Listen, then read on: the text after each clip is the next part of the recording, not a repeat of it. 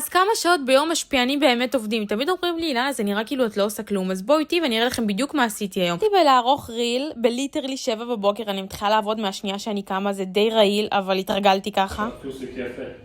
אחר כך שלחתי לצוות שלי והתייעצנו ואמרו לי לעשות עוד תיקונים, וכל זה לקח לי בערך שעה. אחר כך הלכתי לארוז הזמנות, היום היה ספציפית כל כך הרבה הזמנות. אז לקח לי די הרבה זמן, זה לקח לי בערך שעה וחצי, השליח לקח את ההזמנות והמשכנו ביומנו. אחר כך צילמתי ריל, זה לקח לי 20 דקות, אני מצלמת די מהר. אחר כך הלכתי למחשב ותזמנתי מיילים ו-SMSים שישלחו ללקוחות שלי. זה לקח לי בערך חצי שעה, ואז הייתי חייבת לעצב מדבקות חמודות למותג, תראו איזה יופי. ואז הייתי צריכה גם לעצב גלויות, והזמנתי שיהיה לנו למותג. כל זה בערך לקח לי נגיד 40 דקות. מהלך היום אני מדברת עם המנהלת סושיאל שלי, זה לוקח איזה רבע שעה 20 דקות, והעברתי כספים לאנשים שעובדים איתי, זה לקח עוד 5 דקות. אחר כך העליתי סטורים לעמוד שלי, זה לקח עוד חצי שעה. דיברתי עם הספקים שלי, זה לקח עוד שעה, ועכשיו אני עורכת את הריל הזה, זה לקח לי עוד שעה, ובסך